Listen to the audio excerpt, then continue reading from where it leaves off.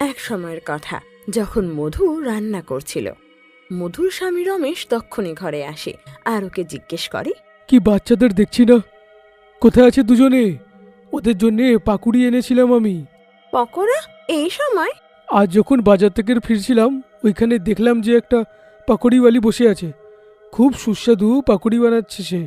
আমি আর থাকতে পারলাম না, তাই বাড়ির জন্য একটু পাকুড়ি নিয়ে আসলাম। ভালোই হলো, কিছু এনে তো ছো, কখনো কিছু আনো তো না বটে। বেশি খিল্লি না করে পাকুড়িগুলো দাও। মধু রমেশকে প্লেটে পকোড়া দিয়ে দেয়, আর রমেশ খুশি খুশি একটা পকোড়া তোলে। খুব সুস্বাদু খেতে, এটা দারুণ টেস্ট একদম। রমেশ যেই পকোড়ায় প্রথম কামড়টা দেয়, অমনি পকোড়া মুখে ঘুলে যায়। বাহ, কি পাকুড়ি! মুখে দিতেই পুরো উধাও। আচ্ছা, আরো পকোড়া দরকার? এই নাও, সব কটাই খেয়ে নাও, তবে মনে করে কিন্তু কালকে বাচ্চাদের জন্য এনো। আরে না না, ওরা খেয়েই নেবে, আর তুমিও খেও। আরে না না, কোনো ব্যাপার না, এটা তুমি খেয়ে নাও, আমরা কালকে খাবো। এমনিতেও বাচ্চারা বিকেলবেলা সিঙ্গারা আর চাউমিন খেয়েছে, হয়তো এত রাত্রে আর কিচ্ছু খাবে না, আর আমিও ওদের সাথে খেয়ে নিয়েছিলাম। আচ্ছা, তাহলে আমাকেই সব দিয়ে দাও, খিদেও তো অনেক পেয়েছে। রমেশ সব কটা পকোড়া খেয়ে নেয়, তারপর পেটের ওপর হাত বোলায়। মজাই এসে গেল, এত সুস্বাদু পাকুড়ি আগে খাইনি। আচ্ছা শোনো, আমি এখন ঘুমোতে যাচ্ছি। আরে, এত তাড়াতাড়ি শুতে যাচ্ছ রে তুমি? হ্যাঁ, খুব ঘুম পাচ্ছে আসলে। তারপর রমেশ ঘুমোতে চলে যায় সেখান থেকে, আর মধু তখনও কিচেনে কাজ করছিল। কিছুক্ষণ পরে মধু রমেশকে জোরে জোরে হাসতে শোনে। মজাই এসে গেল আজ, কি সব এরকম ঘুরছে। আরে, ওনার আওয়াজ তো, এই তো ঘরে শুতে গেলেন উনি, তবে এরকম ভাবে হাসছেন কেন? একটু গিয়ে দেখি তাহলে। মধু ঘরে গিয়ে দেখে তো রমেশ মাটিতে শুয়ে হাসছে, আর পাগলের মতো ও মাটিতে হাত মারছিল।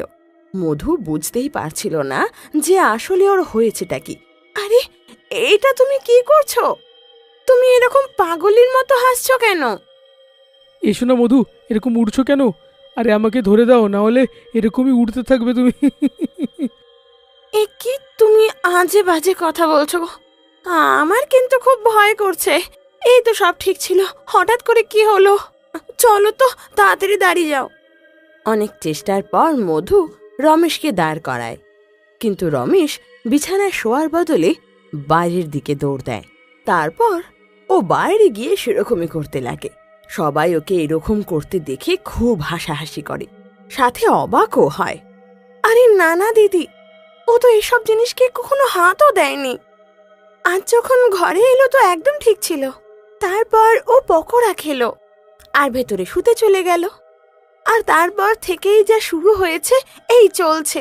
ঘরের ভেতর থেকে সেই হাসির আওয়াজ পেলাম আমি। আরে, সেই ডাইনির পকোড়া খেয়ে ফেলেনি তো তোমার স্বামী? ডাইনির পকোড়া? তুমি এটা কি বলছো দিদি, বুঝছি না। কোন ডাইনি? পুরো পাড়ায় তো ওই ডাইনির ব্যাপারে সব জানে তো, কিন্তু তুমি জানো না?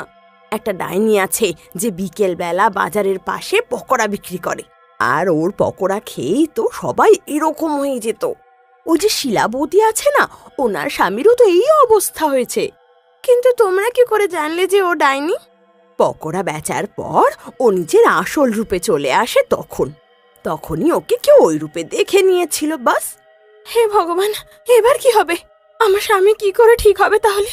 শিলা বৌদি কিন্তু পুরো পৃথিবী ঘুরে চলে এসেছে, কোথাও থেকেও ওর স্বামী ঠিক হয়নি। এখন দেখো, তুমি চেষ্টা করে যদি কিছু পারো, কিন্তু আমার মনে হয় ডাইনি ছাড়া কেউ পারবে না এটা। মধু এতে খুব চিন্তিত হয়ে ওঠে, আর স্বামীকে কোনো রকম ভাবে ঘরের ভেতরে নিয়ে আসে। ও নিজের স্বামীকে ঘরে বন্ধ করে আর বাচ্চাদের ঘুম পাড়িয়ে ও সোজা যায় সেই বাজারে যেখানে সেই ডাইনি পকোড়া বেচে। মধু বাজারে পৌঁছায়, আর সেখানে ও সেই পকোড়া বেচা মেয়েটাকে দেখতে পায়। তো দূরে দাঁড়িয়ে ওকে দেখতে লাগে। এসো এসো, গরম গরম পকোড়া খাবে আর আঙুল চাটবে, একদম তাজা পকোড়া, খাও। কিছুক্ষণের মধ্যে সেই মেয়েটার সব পকোড়া বিক্রি হয়ে যায়, আর সাধারণ মানুষের মতো নিজের সব জিনিসপত্র গুছিয়ে সেখান থেকে যেতে লাগে। ওই দিদিটা বলেছিল যে মেয়েটা নাকি ডাইনি, তবে দেখে তো কিছু মনে হচ্ছে না। মধুর সেই কথাটা মিথ্যে মনে হয় আর ফিরে আসতেই যাচ্ছিল, তখনই ও আজব এক হাসি শুনতে পায়। মধু তখন পিছনে ফিরে দেখে যে সেই পকোড়া বিক্রেতা মেয়েটা ডাইনি হয়ে গেছে। আজ তো মজাই এসে গেল, সব পকোড়া বিক্রি হয়ে গেছে আর কেউ জানতেও পারেনি। ওই পকোড়াগুলোতে পাগল করে দেওয়ার ভাং মেশানো যে। হে ভগবান, এই সত্যিকারের তো একটা ডাইনি, আরো পকোড়ায় পাগল করে দেওয়ার ভাং মেশাচ্ছে। এবার আমি কি করি? ভগবান আমায় সাহায্য করো। মধু এবার সেই ডাইনির পিছু নিয়ে এগিয়ে যায়, আর যেই মধু সেই ডাইনির কাঁধে হাত রাখতে যাবে অমনি কেউ যেন ওকে পেছন থেকে টেনে ধরে। মধু ভয় পেয়ে যায়। আরে মা, এটা তো আমি। কি করতে যাচ্ছিলে? বাবা, ও একটা ডাইনি, পকোড়া বেচা ডাইনি, যে পকোড়া খাইয়ে মানুষকে পাগল করে দিচ্ছে, তাতে ভাং মিশিয়ে। এর পকোড়া খেয়েই তো আমার স্বামী পাগল হয়েছে। আমি একে ছাড়বো না। ও একটা ডাইনি আর তুমি সাধারণ মহিলা, তুমি তো ওর থেকে জিততে পারবেই না। তাহলে আমি কি করব বলুন? আমি কি করে আমার স্বামীকে ঠিক করব আর এই ডাইনির অন্ত করব? তুমি কি সত্যি একে মেরে ফেলার সাহস রাখো? হ্যাঁ বাবা, আমি তো চাই একে এখনই মেরে দিতে। এই যদি ব্যাপার, তো উপায় আছে, যাতে তোমার বর ঠিক হয়ে যাবে আর এই ডাইনিটাও মরেই যাবে। আপনি আমাকে শীঘ্র বলুন বাবা। তাহলে তুমি কালকে এসো, একটা জিনিস দেব, যেটা পাকুড়িতে তুমি মিশিয়ে দিও, আর যে করে হোক ডাইনিকে খাইয়ে দিও। এটা তো খুব চাপের বাবা। কঠিন হবেই, ওকে মারা যে এত সহজ নয়। মধু খুব চিন্তায় পড়ে যায়, কিন্তু এছাড়া আর কোনো রাস্তাও তো ছিল না তখন। তো চুপচাপ ঘরে গিয়ে শুয়ে পড়ে, আর পরের দিন বাবার কাছে যায়। বাবা ওকে একটা পুটুলি দেয়, আর সেই পুটুলি নিয়ে মধু ঘরে আসে। পুটুলিতে কিছু মাটির মতো ছিল, যেটা দিয়ে মধু পকোড়া বানিয়ে দেয়। এখন মধুর কাছে শুধু একটাই মাত্র উপায় ছিল, ও ডাইনিরই পাশে আরেকটা পকোড়ার দোকান খুলে দেয়। পকোড়া নাও, পকোড়া। এত সুস্বাদু পকোড়া জীবনে কেউ কখনো খায়নি। আরে এটা কি রে? তুই কি দেখতে পাচ্ছিস না যে আগের থেকে আমি এখানে পকোড়া বেচি? তো কোন সাহসে তুই এখানে পকোড়া বেচতে আসিস? হ্যাঁ, আরে বোন, তুমি এই জায়গাটা কিনে নিয়েছো নাকি গো, যে তুমি শুধু এখানে পকোড়া বেচবে?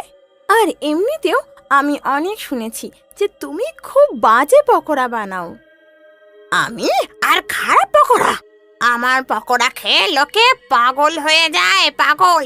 হ্যাঁ হ্যাঁ, জানি জানি। ঠিক আছে, এখন থেকে আমিও পকোড়া বেচবো, আর এটা করতে আমাকে কেউ বাধা দিতে পারবে না। ডাইনির খুব রাগ হচ্ছিল, আর রাগটাকে সে ভেতরে ভেতরে দমিয়ে রাখে। এখন দুজনেই পাশাপাশি সেই পকোড়া বেচতে লাগে। মধু দু ধরনের পকোড়া বানিয়ে রেখেছিল, একটা তো সবাইকে খাওয়ানোর জন্য, আরেকটা ডাইনিকে খাওয়ানোর জন্য। মধুর পকোড়া সবারই খুব পছন্দ হয়, তাই তো ওর আশেপাশে বেশ ভিড় হয়। আর এটা দেখে পাশের ডাইনির খুব রাগ হতে লাগে।